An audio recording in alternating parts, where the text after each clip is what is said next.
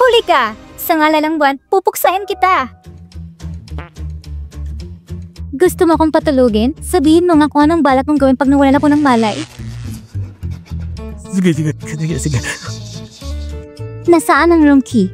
Ibigay mo sa akin.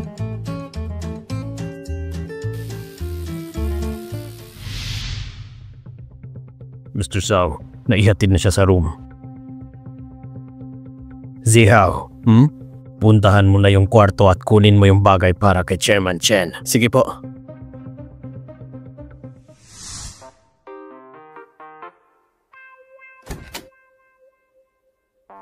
Zhao Ziao, pinapapunta ka ng papa mo? Pasensya na, kahit anong pambalak ng papa ko na gawin sa'yo. Wala akong ganong intensyon. Mali.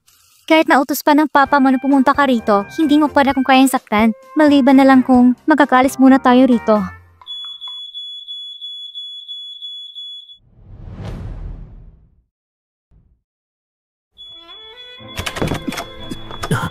Nakalak ang pinto. Parehong estilo sa pangalawang beses. Tunay ngang mag-ama kayo. Pareho kayo ng galaw. Huwag kang mag-alala, hindi kita pababayaan. Babaklasin ko ang pinto ngayon din. Ayos ka lang ba? Ziao, hindi magandang pakiramdam ko.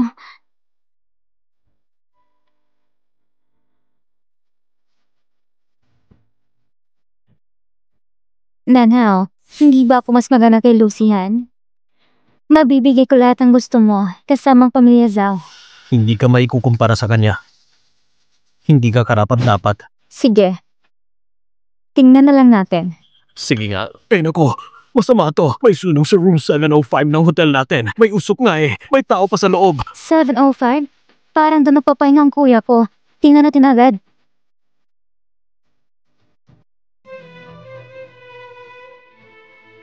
Pa, may nangyari sa guest room.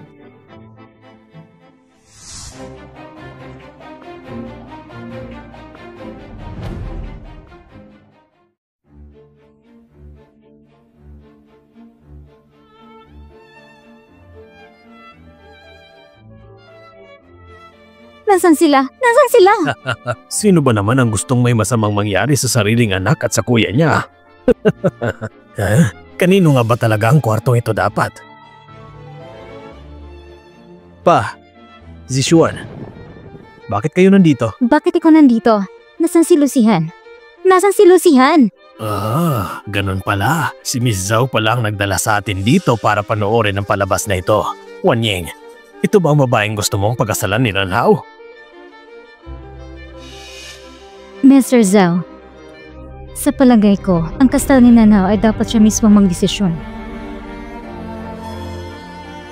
Tita Ye. Hello?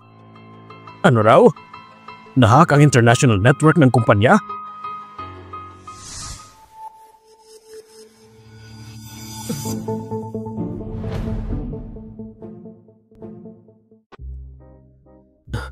Han, ano nangyari sa'yo?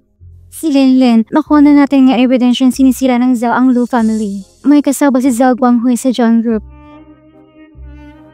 Isa sa mga tao ni Uncle Jiang mismo. Nag-alala ako para kay Linlin. Walang mangyayari masama kay Linlin. Nandyan pa si Dongze. Pero ikaw, paano ka nakatakas? Iniisip kong makatakas para sa'yo.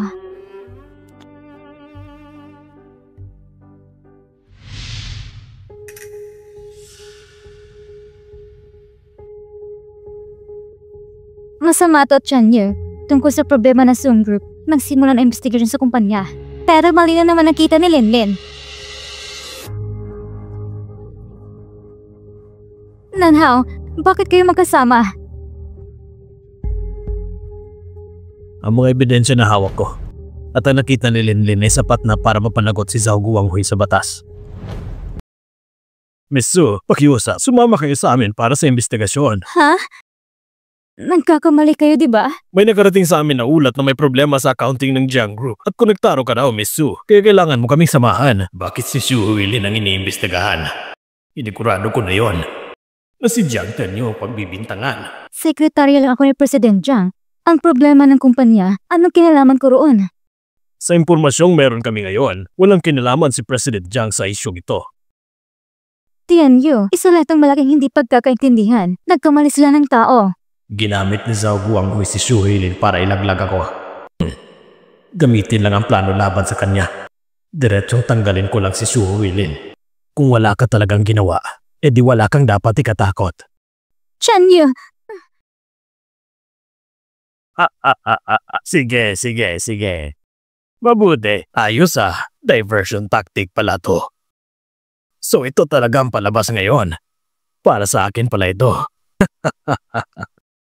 Hindi kita matatalo sa kapilyuhan.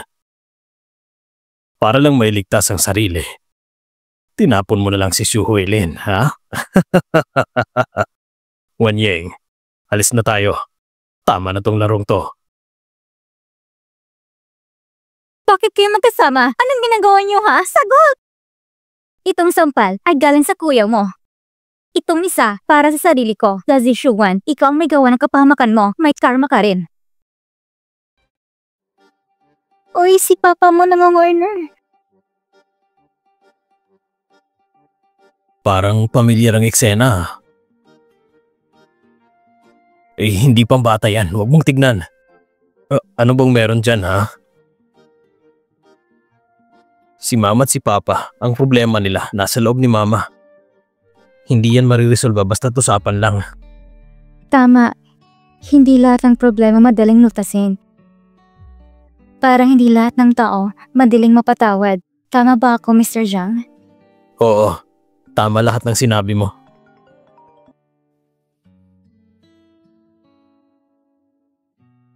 Ma, ano bang may tutulong ko sa'yo? Dalhin mo si Mr. sa bahay para kumain. Ha? Nandun rin si papa mo. Bakit? Sabi ni mama, dalhin kita sa bahay para kumain ng hapunan. Tara.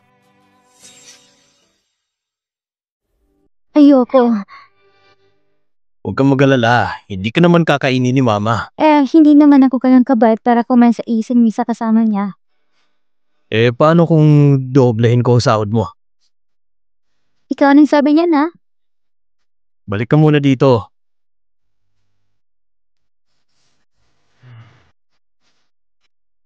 Bakit? Maganda kang tingnan ng ganito.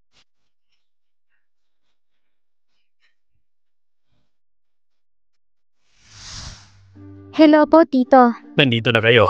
Sige na, umupo na kayo. Sige po. Dito ka sa tabi ko.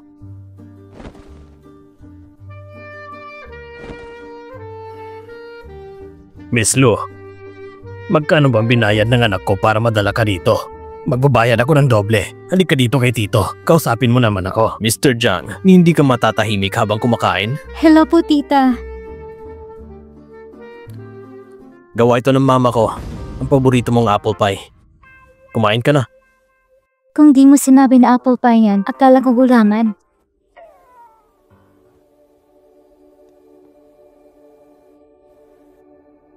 Itong taong to, parang familiar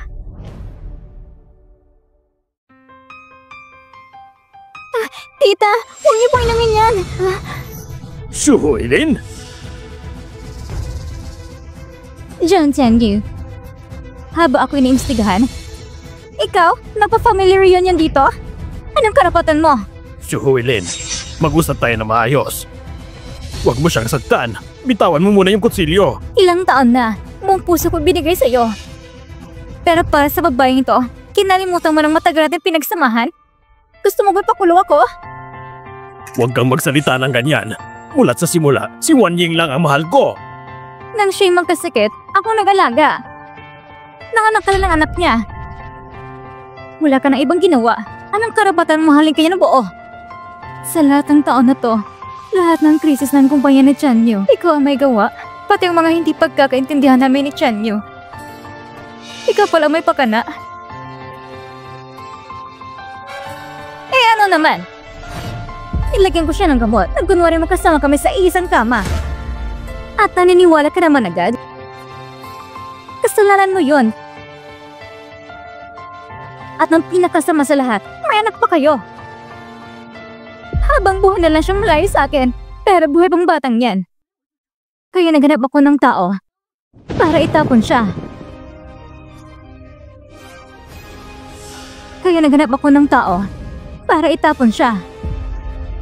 Kaya pala, ikaw ang nagpalis na anak namin noon?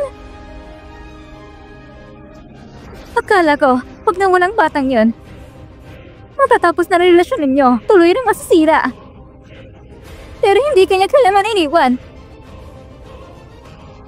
Kung alam ko lang, saan tinapon mo siya sa bundok para mamatay na siya? Si Zhao Gu ang huwag nagpiyansa sa'yo, hindi ba? Ginamit ka lang niya para pumatay. Kapag napatunayan kang pumatay, hindi ka na makakalaya! Su Huilin, bitawan mo lang siya. Huwag mo siyang saktan. Palalampisin ko lahat ang ginawa mo sa kumpanya. Tutulungan kitang mapagaan ang sintensya mo. Ano man pinagkaiba ng 5 taon sa 10? Sinira mong buhay ko. Sirain kong pinakamahal mong tao. Magdusa ka habang buhay. Nandiyan na sila. Wanying, okay ka na. Ligtas ka na. So hindi pala ako nagkawala kay Nanhao.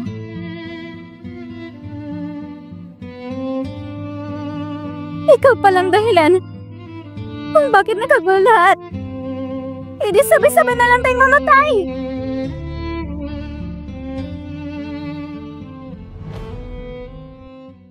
Ikaw palang dahilan kung bakit nakagulo lahat.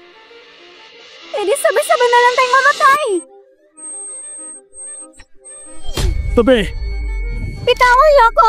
Bitawan niyo ako!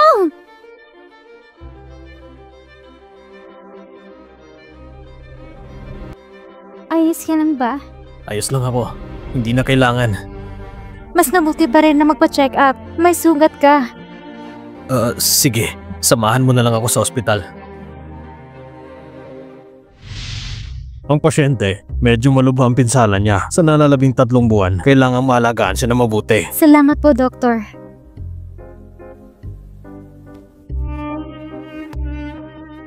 Doctor, posible kayong may nabaga siyang sensitibong parte? Ay nako, Lucian. Nabali lang naman ang binti ko. Oo nga. Pero sino bang alam kung aling binti? Alisin mo yung kalaswaan sa utak mo. Parang basura lang yan eh. Kaya hanggang ngayon sekretary ka pa rin eh. Ako nga pala magpo-promote sa'yo kahit wala ka sa criteria.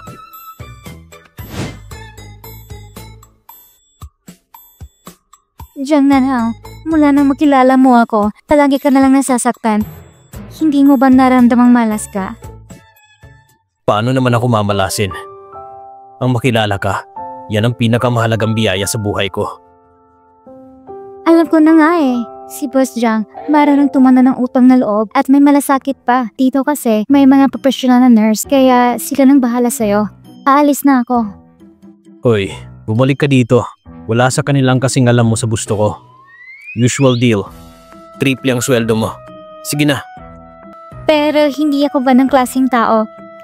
Hindi ko ipagpalit ang dignidad ko para lang sa dagdag na sahod. Ang rate ng caregiver ay $800 araw-araw. Triple ang offer niya, $2,400. Tapos 3 buwan kong aasikasuhin lahat. Ano, bitin ka pa ba ron? Kung kulang pa, pwede ka naman mag-apply bilang asawa ko.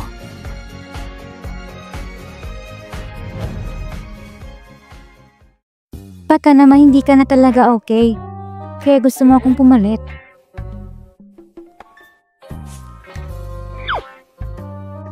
Kung nag-aalala ka, pwede mo ko i-check mamaya.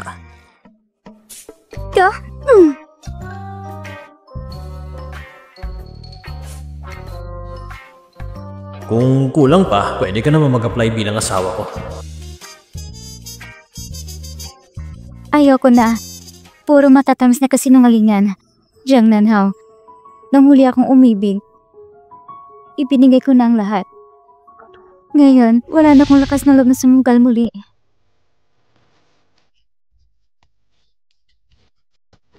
Naitago mo na ba ang wheelchair ko? Gagamitin ko ulit bukas. Naitago na po. Pero Mr. Jiang, si Secretary Lu, hindi pumapayag sa kahit anong panloloko. Magagalit yun. Dami mong alam. Ito ang pinaka-epektibong paraan. Tinutulungan ko lang siya na makita ang tunay niyang nararamdaman. Bakit? Tingnan mo.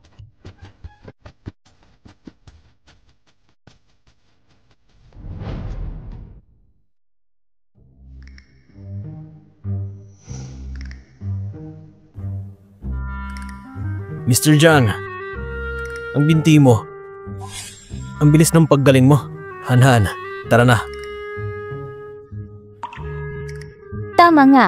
Kahapon naka-wheelchair pa si Mr. Jiang. Ngayon nakakalakad na. Grabe, milagro sa medisina. Han, alam ko. Ang nasa isip mo ngayon ay paglaya ni Uncle Lu. Ayaw mong pag-usapan ang tungkol sa pag-ibig. Pero paano kung sasabihin kung may paraan ako para mapalabas si Uncle Lu? Ibig sabihin, si Uncle Lu talaga kayong dahilan ng pagkakakulong niya. At ngayon, ginagamit mo pa yan para makuha ang puso ni Han. Ayos ka rin, ang galing mong magplano. Mas magaling ka pa sa akin. Ginamit mo ang damdamin ng iba. Niloko mo pa si Han. Anong sabi mo? Ay nako, tama na. Dalawang lalaki pa naman kayo. Bakit nagtatalo? Han, tara na. Han, ihahatid na kita pa uwi. Hindi na kailangan. Malaki na naitulong mo sa akin. Alam ko naman, si Zhao Guohui ay si Zhao Guohui. Bilang kaibigan lang ang turing ko sa'yo. At di pa rin nagbago yun. Naiintindihan ko.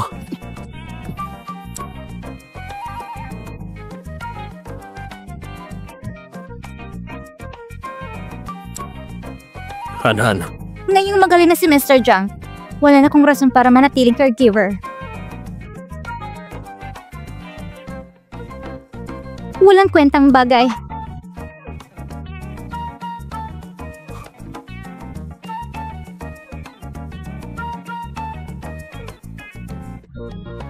Han, bumalik ka. Ay, aray.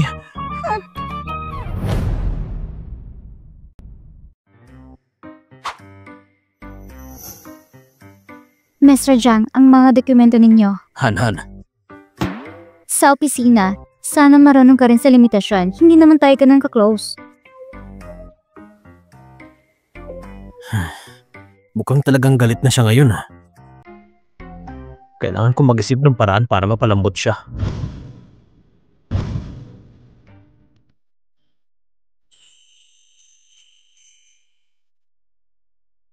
Sino nagpadala nito?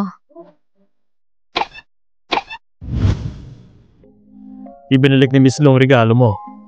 Oo nga eh. Dati paborito niya lahat ng yan. Bakit kaya ngayon? Dati paborito ka rin niya, di ba? Mr. Jiang, baka hindi niyo alam kung ano talaga ang pinaka-importante kay Secretary Lu ngayon at kung ano ang gusto niya. Ako? Pera? Tama, pero hindi rin. Si Secretary Lu, bakit siya gapit sa pera? Alam niyo naman ang dahilan, di ba? At saka, nasa kamay niyo rin ang susi para ma-resolve ito. Alam ko na, si Uncle Lu. Tama, ang biyanan niyo mismo. Wala talagang masakyan dito. Paano yan kung walang sumundo kay Papa? Bilisan mo, sakay na.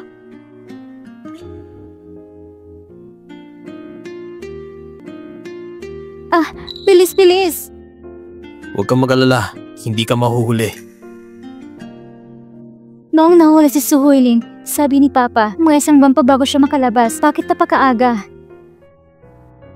Uncle Lu! Sino ka ba? Uncle Lu, ako po ang humihingi ng tawad para sa ginawa ng papa ko. Alam ko, napakalupit ng ginawa niya. Hindi ko man masabi ng buo ang buong katotohanan. Pero darating ang araw na siya mismo ang hihingi ng tawad sa inyo. Anak ka ni Zhao Guohui? Opo. Pero hindi ako sangayon sa mga ginawa niya. Sa lahat ng sakit na idunulot niya kay Han, gagawin ko ang lahat para maitubos ito. Narinig ko ang tungkol sa'yo. Kahit hindi ka pa-graduate, namuhay ka na mag-isa. Iba kasama mo. Papa! Han!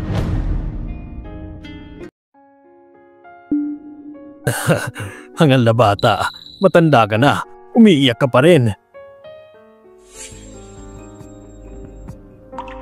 kasama mo si Jiang Nanhao dumating. Hindi ba sinabi ko sa'yo na huwag ka na makipag-ugnayan sa kanya? Ano? Huwag muna nating pag-usapan yan. Si Hao, ikaw bang tumawag para mag-ayos? Nung tinanong ko, sabi mo 1 buwan pa bago makaraya si Papa. Hindi ito ang tamang lugar para mag-usap. Uwi muna ako. Talagang sinadya namin ni Hanan na sunduin si Uncle Lu. Anong ginagawa mo dito? Zihao, samahan mo na lang kaming umuwi.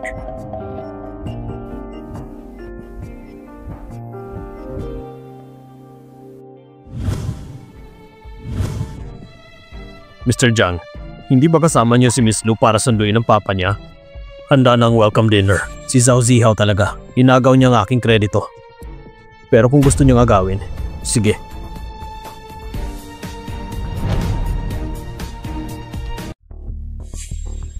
Uncle Lu, umupo na po kayo. Zihao, ikaw rin. Pwede bang dagdagan pa ng isa? Jiang Nanhao. Matagal ko na po kayong naririnig, Mr. Lu. Ngayon, si Mr. Jiang at si Secretary Lu ay parang nakakita ng liwanag. Bakit ba natin pinag-uusapan ito? Si Hanan at si Uncle Lu ay napakabuti sa akin noon pa man. Gumaganti lang ako ng kabutihan. Si Mr. Jiang ay negosyante. Laging pinapalitan ng interes ang usapan. Ngayon ay wala na akong kahit ano, maliban sa aking pinakamamahal na anak. Kung sino man ang tatangka, hindi dapat pinapaibig. Huwag mo akong sisihin kung isusugol ka ang buong buhay kong ito. Hindi ko siya palalagpasin.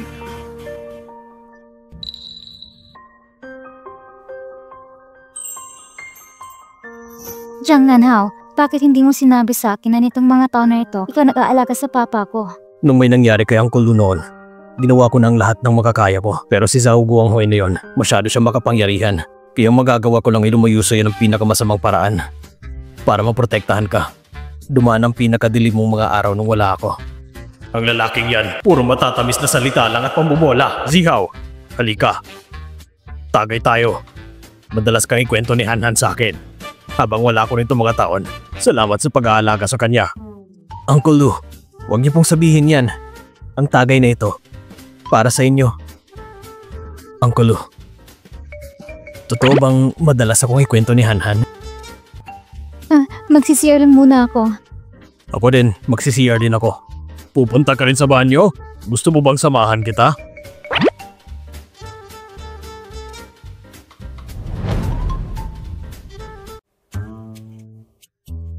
Ang tapang na amoy ng alak mo. Gaano karaming nainom mo?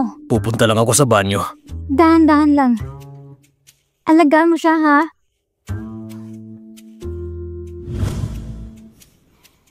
Pa, bakit ang dami mong pinainom? Siya mismo ang uminom noon. Hindi ko siya mapipigilan. Kuya, may sakit ka ba? Bakit mo sinama ang isang ex-convict dito? Zishuan, anong pinagsasabi mo? Lucian, ang kapal na mukha mo. Matapos mo akitin si Jiang Nanhao, pati ang kuya ko, tinutukso mo. Hindi nga talaga nalalay sa anak ng isang bilanggo. Walang hiya ka talaga. Ikaw? Pa, masyadong maingay nito. Lumipat na lang tayo ng lugar. Iha, dapat alam mo ang hangganan mo. Sino ka ba? Isa ka lang dating bilanggo. Wala kang karapatang pagsabihan ako. Kakalabas mo lang ba ng kulungan? Amoy na amoy pa rin ang baho mo. Tumahimik ka nga! Sinampal mo ako? Kuya, may problema ka ba? Pinagtatanggol mo pa ang ibang tao na sinangtan ako? Ako ang tunay mong kapatid! Tama na nga yan! Security! Miss Zhao, anong nangyari? Anong klaseng hotel ito? Napakasosyal pa naman. Bakit kayo napapasok ng kriminal dito? Palabasin niyo sila! Huwag niyong subukan! Hindi ka na miyembro ng pamilya Zhao. Ang hotel na ito ay pag-aari ng pamilya Zhao. Ibig sabihin, akin ito. Ako masusunod dito. Palabasin niyo sila. Kung hindi niyo papalabasin, tanggal na kayo. Sino nagsabi na sa hotel na ito, ikaw ang may kontrol? Sino nagsabi na sa hotel na ito, ikaw ang may kontrol? 10 minuto lang ang nakalipas, binili ni President Jiang ang hotel na ito. Miss Zhao, ang hotel na ito hindi nakabilang sa Zhao Group Hotels. Miss Zhao, akala mo siguro ikaw pa rin ang makapangyarihan. Pero malapit mo nang maranasan kung paano bumagsak ang isang reyna. Nanhao, ibig mong sabihin. Miss Zhao, mas mabuti pang umuwi ka muna at tignan ang kalagayan ng ama mo. Himukin mo siyang sumuko at magsisi na maaga. Ang kasalanan yan, hindi mababayaran kahit sa loob ng 18 henerasyon. Sino ka ba? Anong karapatan mo magsalita ng ganyan sa akin? Sige, patawad kung hindi kita agad nakilala. Nasaktan pa kita pati ang ginang. President Jiang, papalayasin ko na agad ang mga istorbo dito para sa inyo. Anong ginagawa niyo? Bitawan niyo ako! Sino ka ba? Nanhao.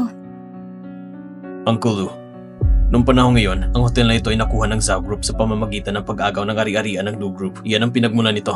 Ngayon, ibabalik ko na ito sa inyo. At isa pa, totoo ang nararamdaman ko kay Han. At isa pa, totoo ang nararamdaman ko kay Han. Halika dito.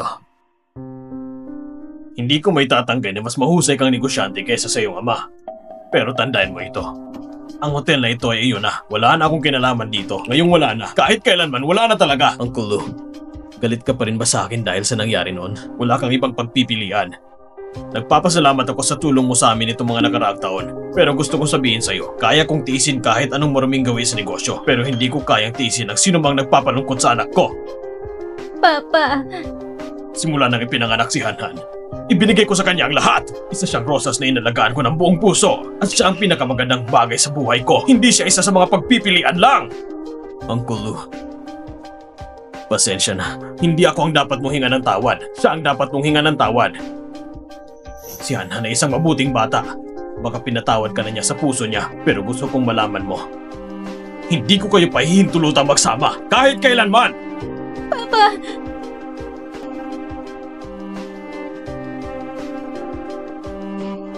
Han!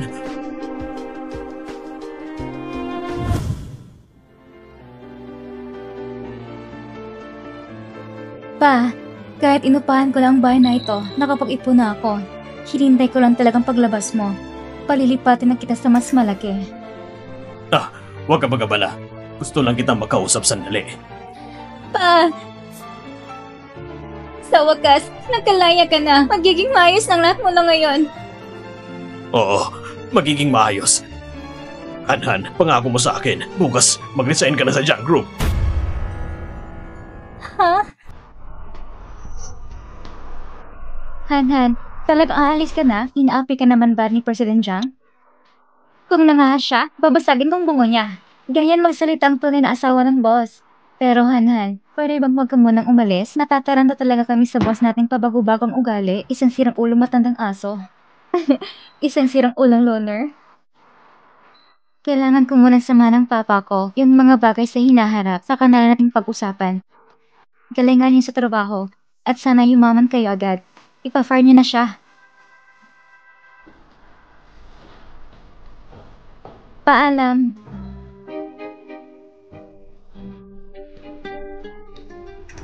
President Jiang, ginawa ko na ang lahat.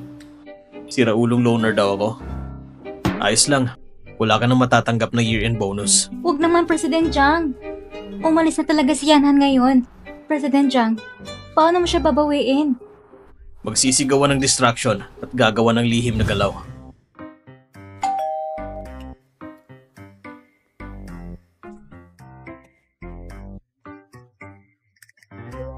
"10 hours and 35 minutes and 46 seconds mula nung huli kitang nakita. Miss na kita. Han, sino yan? Taga-ayos ng ilaw. Tara na. Sira kasing ilaw ko. Taga-ayos lang talaga. Bilisan mo. Tara na. Taga-ayos ng ilaw? Ang aga namang dumating.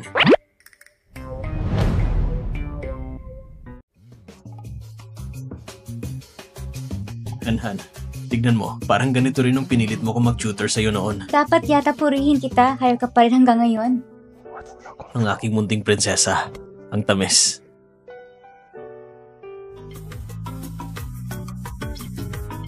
Tanungin mo nga yung senior mo kung gusto niya bang kumain ng prutas.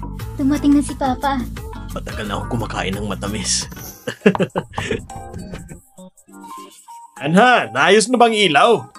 Malapit na. Kunting ayos na lang.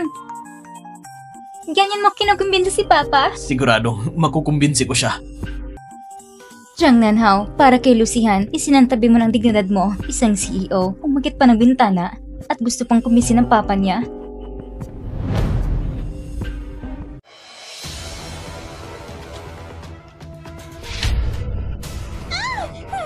Bitawan mo ako!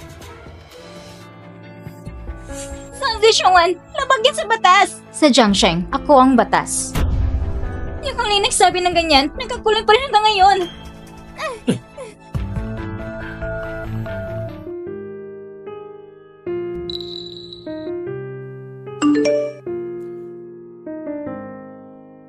Parang may kakaiba. Bakit kaya nasa labas siya ng syudad sa ganitong oras?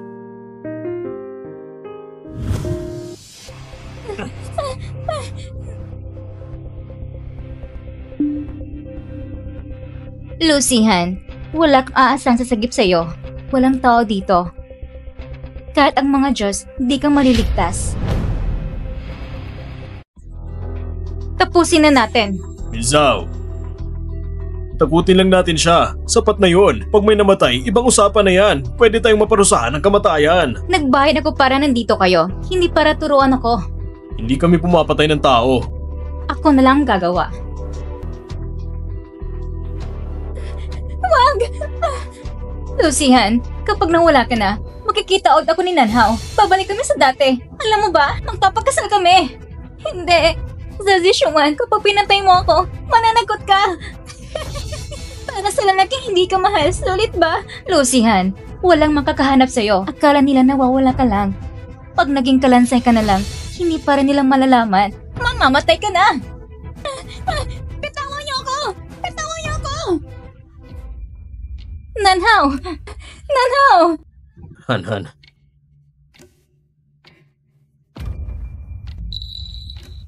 Pasensya na.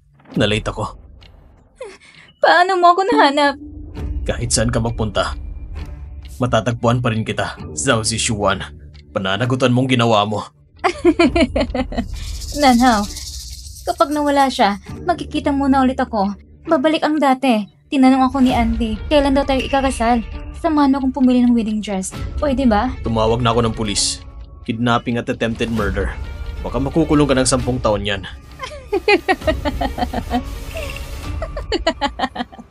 May ebidensya ka ba? Ebidensya? Akala mo ba wala ako?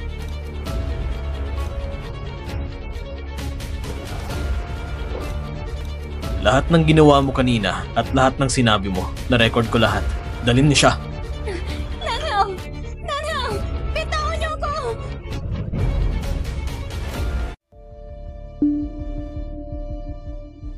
Mr. Zhao, masamang balita. Ang anak ninyong babae, dahil sa tangkang pagpatay, naaresto siya. Mr. Zhao! Masama pa! Bumagsak ang todo ng stock ng kumpanya!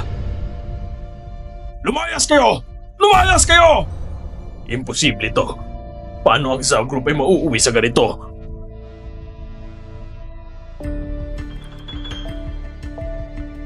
Sagutin mo ang telepono! Sagutin mo! Sagutin mo!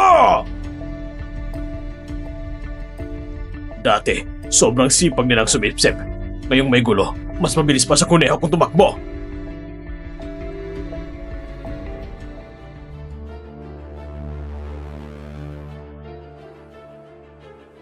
Pa, sa huli, uusisain ka rin ng prosecution office. Mas mabuti pang sumuko ka na. Baka mabawasan ang parusa mo. Pa, sumuko ka na.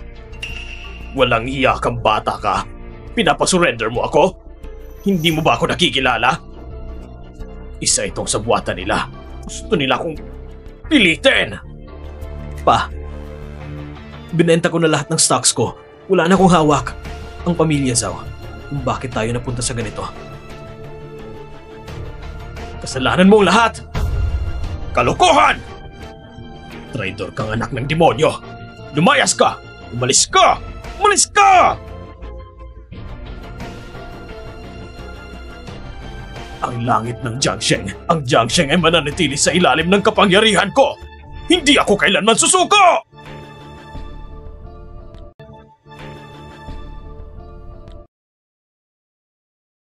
Han. Papa, ang stocks ng Zhao, talong araw na sunod-sunod ang pagbagsak, malapit ng mabangkarote. Bakit parang kalmado pa rin si Zhao Guanghui? Si Zhao Guanghui ay napakalalim mag-isip. Siguradong may pakay siya sa pagpunta dito. Para sa kanya, tapos na ang kaugnayan niya sa pamilya natin, pero hindi sa pamilya Jiang. Han, puntahan mo si Jiang Nanhao. Sige po, Papa. Han. Nanhao, Dati parang magnanakaw kung pagbantayan ako ng papa mo. Bakit ngayon pinupunta ka niya sa akin? Nantig na ba siya sa tiyaga ko? Ang dadal mo talaga. Pinapapunta niya ako para bigyan ka ng babala. Tungkol sa pag-ingat kay Zhao Guanghui, sigurado akong may gagawin siyang masama sa pamilya Jiang. Ngayong gabi sa handaan, lahat ng importanteng tao ay nandito. Kung may balak siyang gumawa ng hakbang, ngayon ang perpektong pagkakataon para sa kanya. Ang ibig mong sabihin, handa siyang sugalan ng lahat? Pero ang Zhao Group, sigurado na mababankrupt. Ano pang magagawa niya? Kumapit sa patalim kumbaga. Kung ipagpapatuloy pa natin to, mapapasama ang tingin ng papa mo sa akin. Bakit kaya hindi mo muna samahan ng mama ko? Sige na. Uncle Lu, nasan si Hanhan? Kasama niya si mama ngayon.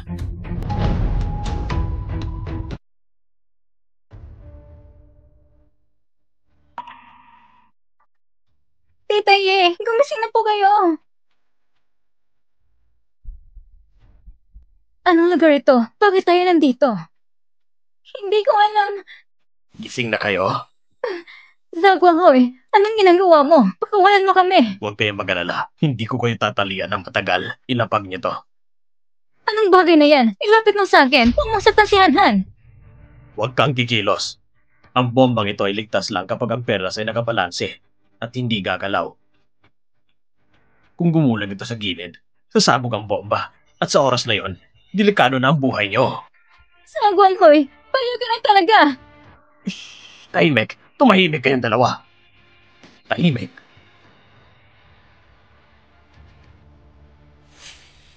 Jiang Nanhao, makinig ka sa akin. Ang ina mo at si Lu Shihan ay hawak ko na ngayon. Simple lang ang kailangan mong gawin. Ilipat mo lahat ng yaman ng pamilya Jiang sa pangalan ko.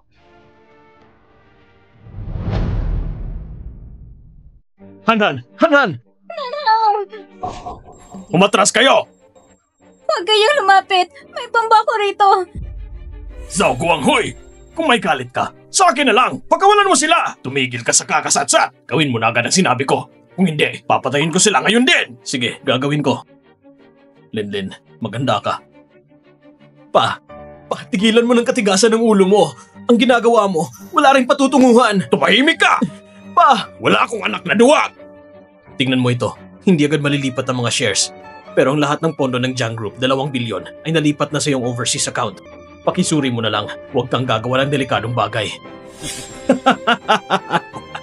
Sige na, bibigyan ko kayo ng katuparan. Buong pamilya nyo nandito na, sabay-sabay kayong mamatay dito!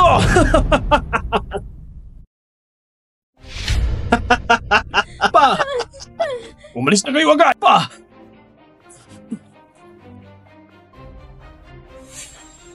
Anong ginagawa nyo? Ako si Zhao Guangyi. Ako ang hari ng Jiangsheng. Hindi nyo ako pwedeng arestuhin. Bitawan nyo ako! Han, huwag kang matakot. Nakita ko sa mga pelikula, pula o asul ng wire lang ang pipiliin. 50% ang tsansang mabuhay. Hindi. Paano kung mali ang maputol mo? Paano kung mali ang maputol ko? Mamamatay kong kasama si Hanhan. Hindi pwede. Wala na tayong oras! Kailangan kong kumalma! Dalhin nyo na sila!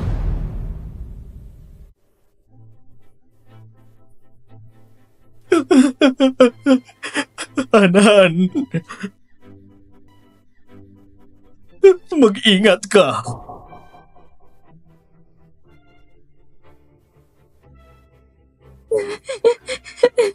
Umalis ka na. Hindi ka dapat manatili. Dapat sumama ka sa kanila. Pagsisihan ko ang pagtagpo sa'yo. Hanhan, ang tanging pagsisisi ko ay hindi kita na ipagtanggol noon at iniwan pa kita. Araw-araw kong nasasaktan. Parang ikakamatay ko na ito. Kung wala ako, ikaw pa rin makina na Jiang Nanhao. Umalis ka na. Kikiusap ako sa'yo. Hanhan, mananatili akong kasama mo. Mahal kita. Jiang Nanhao, ang tanga-tanga mo. Hanhan, ang tagal mo nang hindi nagsabi na mahal mo ako. Jiang Nanhao, mahal na mahal talaga kita. Sobra kitang mahal.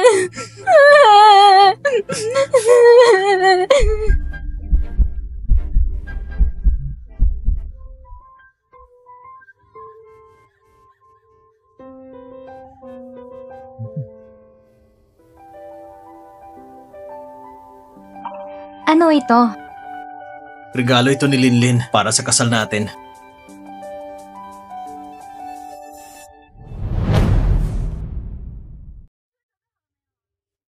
Handa na ba ang kotse mo? 3 taon ko na yung inihanda. Papa, yung pagbati na pinasulat ko sa'yo, handa ka na ba? Kaya mo yan pa. Kaya mo yan. Salamat sa inyong pagdalo sa kasal ng anak kong si Jiang Nanhao. Ano? Jiang Nanhao? Ako ang anak mo. Nervyoso lang si Papa. Hayaan mo na siya. Salamat sa pagdalo sa kasal ko. Kasal mo? Anong kasal mo? Salamat sa pagdalo sa kasal mo, Lucihan. Ah, Salamat kay Lucihan sa pagdalo sa kasal ko. Mr. Lu, tingnan mo naman. tawang-tawa na ang lahat. Ngumiti ka ulit. Ngumiti ka ulit. Papauwiin ka ng anak ko. Tingnan mo naman oh. Hoy, huwag ka namang tumawa dyan. Nagre-rehearse ng